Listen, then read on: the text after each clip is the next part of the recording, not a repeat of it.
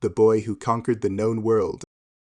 In a single lifetime, cut short at 32, a young king from the edge of the Greek world marched an army more than 3,000 miles, from the mountains of Macedonia to the rivers of India, and overthrew the largest empire the earth had ever known. His name was Alexander, and even while he lived, people began to call him the Great. He won battle after battle without ever losing one.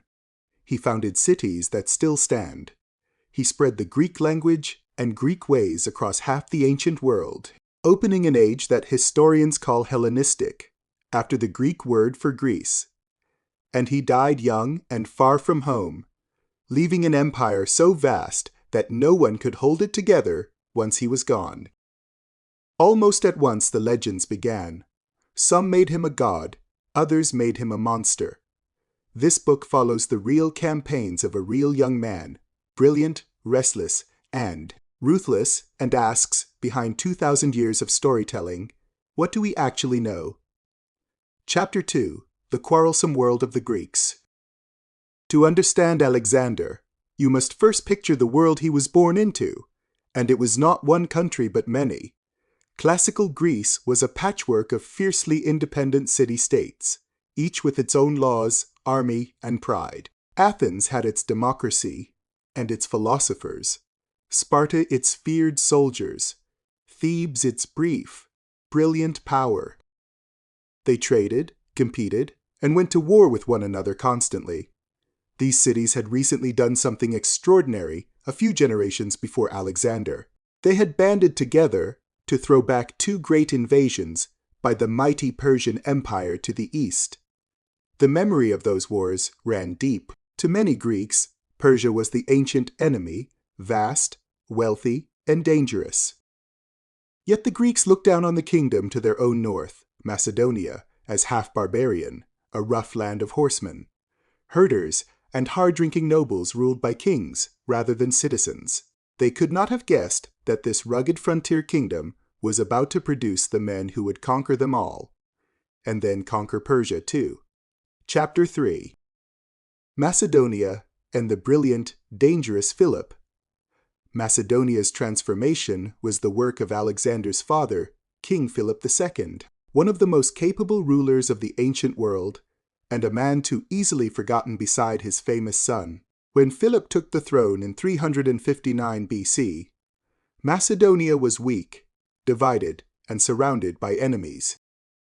Within 20 years, he made it the dominant power in Greece. Philip rebuilt the army from the ground up. His soldiers carried the sarissa, a pike nearly 20 feet long, massed in tight blocks called the phalanx. They presented a bristling hedge of points no enemy could break. He paired this with hard-charging companion cavalry, and trained both to work together with terrifying discipline.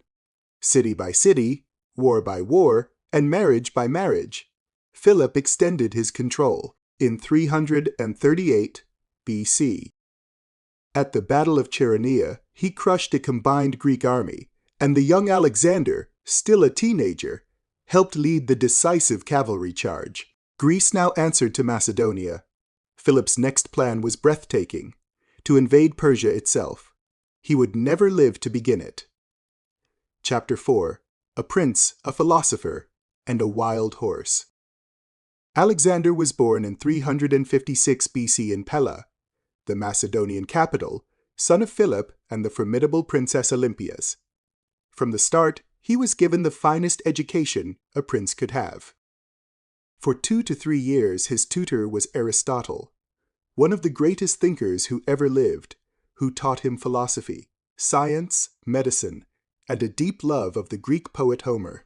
Alexander is said to have carried a copy of the Iliad on campaign, and to have modeled himself on its hero, Achilles. The most famous story of his boyhood concerns a magnificent, unmanageable black horse called Bucephalus, which no one could ride. Watching closely, the young Alexander noticed the horse was frightened of its own shadow. He turned its head toward the sun and calmed it, then leapt onto its back. The tale comes from the ancient writer Plutarch, and may be polished in the telling.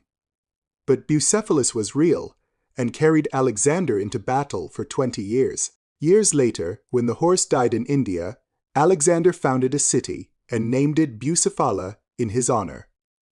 Chapter 5. The Crown Stained with Blood. In 336 BC. At the height of his power, Philip held a great celebration in the old royal city of Ægæ for the wedding of his daughter. As he entered the packed theater, one of his own bodyguards stepped forward and stabbed him to death. The killer was cut down at once, and his true motive has been argued over ever since. Some ancient writers hinted darkly that Alexander or his mother Olympias might have had a hand in it. But there is no proof, and historians remain genuinely divided. What is certain is the result. At just 20 years old, Alexander was suddenly king of Macedonia and master of Greece. His position was far from secure. Rivals eyed the throne, and across Greece, cities that had chafed under Philip saw their chance to break free. Alexander moved with speed that would become his trademark. He secured the throne, eliminated rivals, and marched south. When the city of Thebes rebelled, he destroyed it utterly as a warning. The message was unmistakable. The young king was every bit as dangerous as his father. Chapter 6. Crossing into Asia. With Greece secured, Alexander turned to the great project his father had planned, the invasion of the Persian Empire. In the spring of 334 BC, he led an army of around 40,000 men across the narrow strait, called the Hellespont, the watery border between Europe and Asia.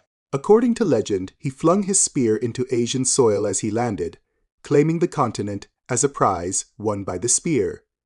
It was an astonishingly bold gamble. T-I-T. The Persian Empire was the superpower of its age, richer, larger, and far more populous than Macedonia and Greece combined. It stretched from the coast of Asia Minor across the Middle East to the borders of India. Ruled by the great king, Darius III, from glittering capitals at Babylon, Susa, and Persepolis. Alexander had courage, a superb army, and a burning sense of destiny. He also had very little money and no fleet strong enough to beat the Persian navy. To survive, he would have to win quickly and keep winning. Behind him lay a small, poor kingdom. Ahead lay the wealth of the world. Chapter 7. First Blood at the Granicus. The first great test came almost at once, at a river called the Granicus in northwest Asia Minor.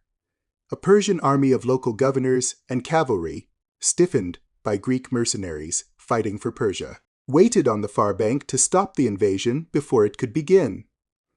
Many of Alexander's officers urged caution. He refused. Leading the companion cavalry himself, conspicuous in his gleaming armor and plumed helmet, he plunged across the river and straight into the enemy. The fighting was desperate and close. Ancient writers say Alexander was nearly killed, saved at the last instant by an officer who cut down a Persian about to strike him from behind. The gamble worked. The Persian line broke, and the victory was complete. With one battle, the rich Greek cities of the Asian coast and much of Asia Minor fell into Alexander's hands. He freed them from Persian rule, presenting himself as a liberator, and sent captured Persian shields home to Athens as a pointed gift. The invasion of Persia had begun in triumph, but the great king himself had not yet taken the field. Chapter 8. Issus facing the great king. In 333 BC, Alexander met Darius III in person for the first time, on a narrow coastal plain near the town of Hyphasis. The great king had brought a huge army and skillfully maneuvered to cut Alexander's supply lines, forcing a battle on ground where Persian numbers should have crushed the invaders. But the very narrowness of the field worked against Darius, leaving his vast army no room to spread out. Alexander found the weak point and aimed for the heart of the enemy, Darius himself. Leading a furious cavalry charge, he drove straight toward the royal chariot. As the Macedonians closed in, Darius lost his nerve, turned his chariot, and fled the field, abandoning his army. It was a catastrophe for Persia. Darius even left behind his mother, wife, and children, who were captured in his camp.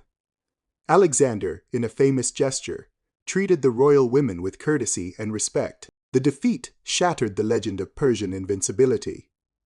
Twice now, the young Macedonian had beaten the empire, and this time he had sent its king running.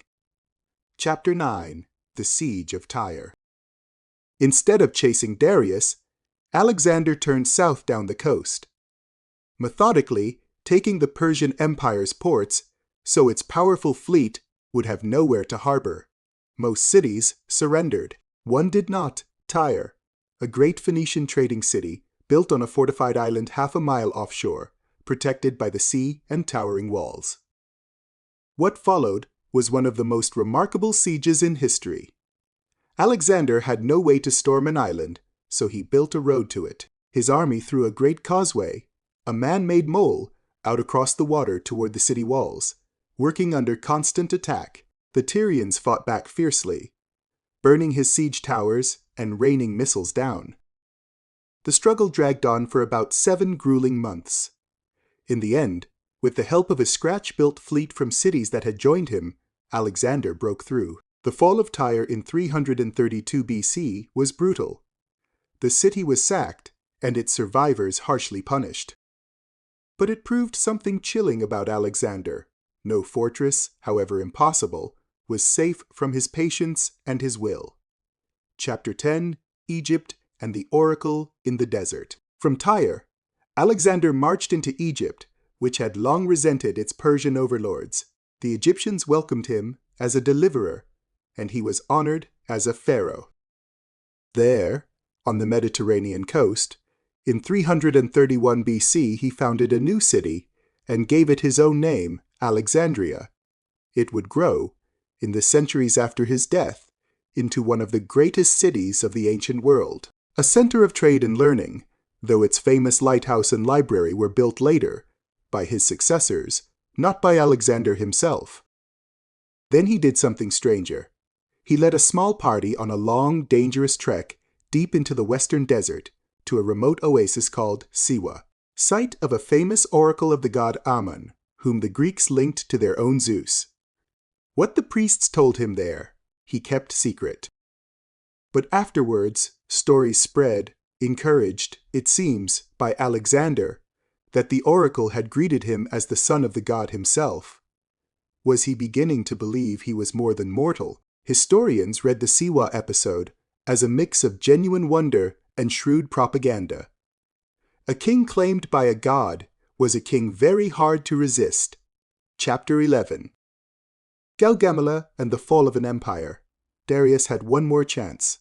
He raised an enormous new army, drawn from across his vast empire, and chose a wide, flat battlefield at Gaugamela, near the Tigris, where his huge numbers and his scythe chariots could be used to the full. In the autumn of 331 BC, the two armies met for the decisive battle of the war. Alexander was heavily outnumbered, perhaps by more than 2 to 1, but he had something Darius lacked: an army of unbreakable discipline and his own genius for battle. He deliberately drew the Persian cavalry out of position, opening a gap in their line, then launched himself and his companions straight through it, aiming once again for Darius. For the second time, the great king's nerve broke. Darius fled the field, and with him fled the heart of Persian resistance. The victory at Gaugamela was total. The empire that had ruled the Middle East for 200 years, founded long before by Cyrus the Great, now lay open before Alexander. He marched on to occupy Babylon, Susa, and the Persian heartland, seizing treasure beyond imagining. Chapter 12. The burning of Persepolis. The richest prize of all was Persepolis, the ceremonial capital of the Persian kings, a breathtaking complex of palaces, soaring columns, and carved staircases lined with stone processions of tribute-bearers from every nation of the empire. Alexander took it in 330 BC, along with one of the greatest treasuries in the ancient world. And then, after months of occupation, the great palace of Persepolis burned. Exactly why has been debated for over 2,000 years. One tradition says the fire was a deliberate act of revenge, payback for the Persian burning of Athens a century and a half earlier. Another, more colorful story claims it began as a drunken impulse at a feast, urged on by a courtesan named Thais. Some historians suspect a calculated political signal that the war of revenge was over. The truth is genuinely uncertain. Whatever the cause, the symbolism was immense. The proud heart of the Achaemenid Empire lay in ashes. Soon after, the fugitive Darius was murdered by one of his own commanders, a governor named Bessus. Alexander, who had wanted to capture him alive, gave the dead king an honorable burial. He was now beyond dispute, the master of Persia. Chapter 13, Lord of an empire and a changing man. Conquering Persia was one thing, ruling it was another. Alexander made a bold and controversial choice. Rather than govern the Persians as a foreign master, he began to rule as their king. He kept much of the Persian system of provincial governors, took to wearing elements of Persian royal dress, and married a Bactrian princess named Roxana. He encouraged his officers to marry Persian and Asian women, dreaming, it seems, of fusing the two worlds into one. To many of his Macedonian veterans, this was a betrayal. They had crossed the world to beat the Persians, not to bow to them. And some bristled when Alexander adopted Persian court customs that looked, to Greek eyes, like the worship owed to a god. The strain showed in dark ways. Alexander grew more suspicious and more violent toward those around him. He executed officers he suspected of plotting, and in one terrible, drunken quarrel he killed Clytus, a friend who had once saved his life at the Granicus. The young king who had set out to free the Greeks was becoming an Eastern monarch, brilliant, beloved, and increasingly feared by his own men. Chapter 14, To the Ends of the Earth, India. Most conquerors would have stopped. Alexander pressed on, ever eastward, into lands the Greeks barely knew existed. He fought his way through the mountains of Bactria and Sogdia in Central Asia, then crossed into the Punjab, in what is now Pakistan and India, drawn by curiosity and an apparently bottomless hunger for more. There, in 326 BC, at the rain-swollen Hyphasis River, he fought his last great battle against an Indian king the Greeks called Porus. It was unlike anything his army had faced. Porus fielded a long line of war elephants, terrifying to horses and men alike. Alexander crossed the flooded river by night in a thunderstorm, surprised the Indian army, and after a savage fight won again, though at heavy cost. The victory came with a famous act of respect. Asked how he wished to be treated, the captured Porus replied, by one account, as a king treats a king. Impressed, Alexander restored him to his throne as an ally. But this triumph, his last, was also where his unstoppable advance finally met an immovable obstacle, not an enemy army, but his own exhausted men. Chapter 15, The Army Turns Back. Beyond Porus's kingdom lay yet another river, the Hyphasis, and beyond that, Alexander had heard. More kingdoms, more rivers, perhaps the great ocean, he believed, lay at the edge of the world. He wanted to go on. His soldiers did not. They had marched and fought for 8 years and thousands of miles, far from their homes and families. The monsoon rains had soaked them for weeks. They were sick, worn down, and afraid of what lay ahead. At the Hyphasis, in 326 BC, they simply refused to take another step east. For days Alexander argued, pleaded, and sulked in his tent. For once, his will was not enough. The conqueror of Persia had been stopped, not by Darius, not by Porus, but by his own loyal, exhausted men. Bitterly, Alexander agreed to turn back. The return journey was a fresh ordeal. He led part of the army through the scorching Gedrosian desert, where many thousands died of thirst and heat, by some accounts the most costly disaster of his whole career. The dream of reaching the world's edge was over. Chapter 16. Death in Babylon. Back in Babylon, Alexander threw himself into vast new plans. A great fleet, an expedition around Arabia, perhaps campaigns in the West. He was still only in his early 30s. Then, in June 323 BC, after days of feasting and drinking, he fell ill with a fever. Over about 10 days he weakened, until he could no longer speak. He died in Babylon, not yet 33 years old.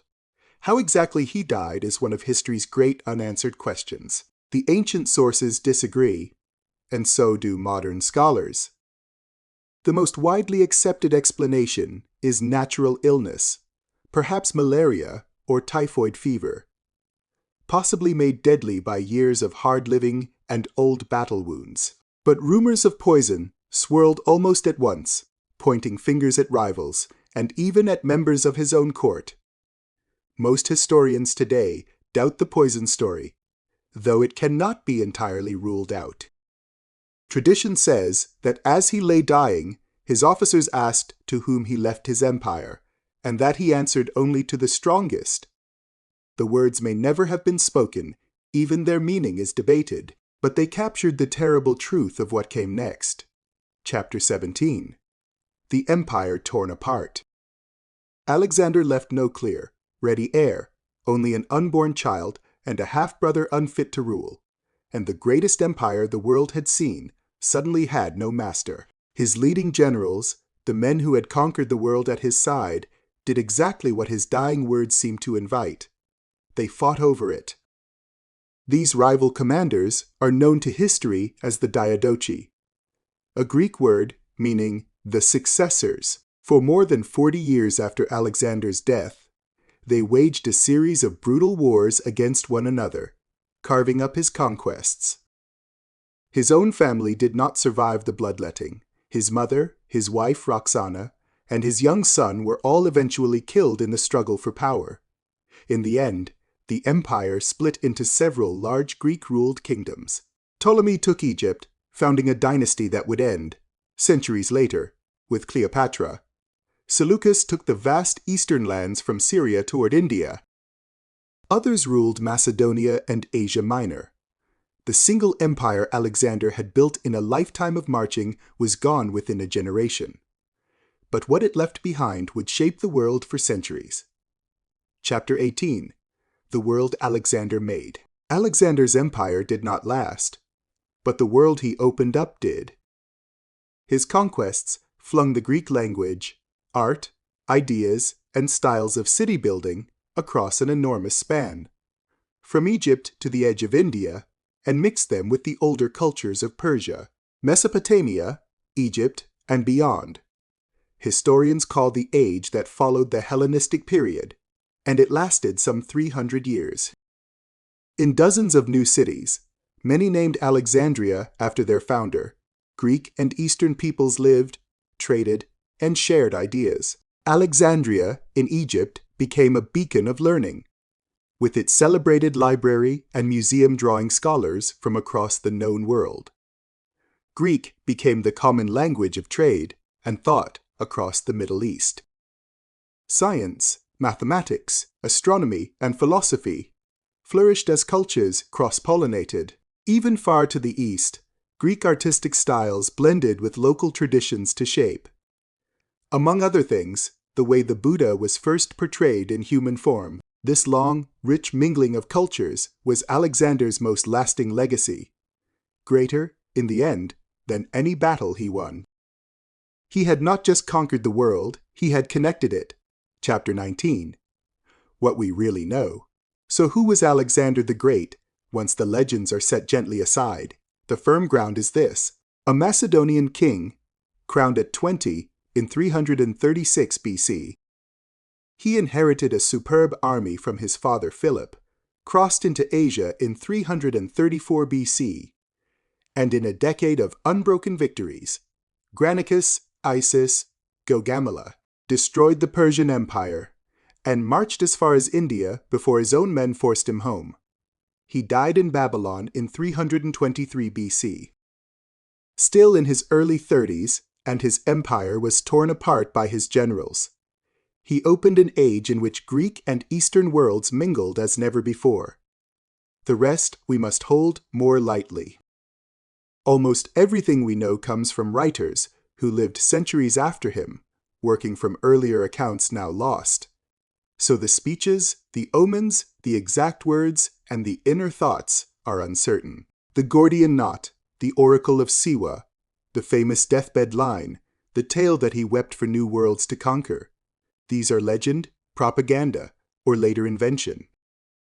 What remains is astonishing enough without them: a restless young king who, in a single short life, redrew the map of the ancient world and reminds us that even the greatest conquests cannot outrun death or hold together once their maker is gone. A note on history and sources. Writing the life of a man who lived more than 2,300 years ago means facing a hard fact. Not one of our surviving histories of Alexander was written during his lifetime. The main ancient accounts by Arrian, Plutarch, Diodorus Siculus, Quintus Curtius Rufus, and Justin were all composed centuries after his death. They drew on earlier writings by people who had actually known Alexander, such as his officers Ptolemy and Aristobulus. But those eyewitness works are now lost. This book leans most on the soberest of the later sources, and is careful to flag where the ancient writers themselves disagree. Several famous stories are best treated as legend, propaganda, or later invention. The tale of the Gordian knot, and whether Alexander untied it or cut it with his sword, exists in several conflicting versions and is generally regarded as embroidered. The claim that the oracle at Siwa hailed Alexander as the son of a god is best understood as part of his own self-presentation rather than plain fact.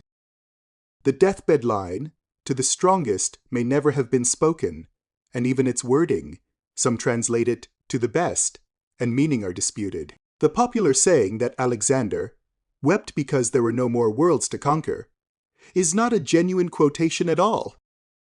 It is a much later reshaping of a very different ancient anecdote, and this book does not present it as his words. As a rule, this book does not invent or quote at length any words attributed to Alexander or other real people. The cause of Alexander's death is genuinely uncertain. Most historians favor natural illness, such as malaria or typhoid fever, perhaps worsened by years of hard living, and old wounds, ancient rumors of poison, though they appeared quickly, are doubted by most scholars today, but cannot be wholly dismissed. Where the evidence is thin or divided, this book says so rather than pretending to certainty. Useful and reputable starting points include the Encyclopaedia Britannica, the World History Encyclopedia, the Metropolitan Museum of Art, the British Museum, the Penn Museum, and the scholarly resource Livius.org. Illustrations in this book are artistic interpretations created with the assistance of artificial intelligence image generation tools. They are not photographs, historical portraits, or verified contemporary depictions of any person. No authenticated lifetime portrait of Alexander survives. The famous images of him, the Pompeii mosaic, the coins, the sculptures after Lysippos, were made to glorify him. So all depictions, including these, are necessarily interpretive. About Griot. Griot brings world history to life through striking, carefully researched, illustrated stories, its empires, its thinkers, and its turning points, for curious readers everywhere. Copyright 2026. Published independently via Griot.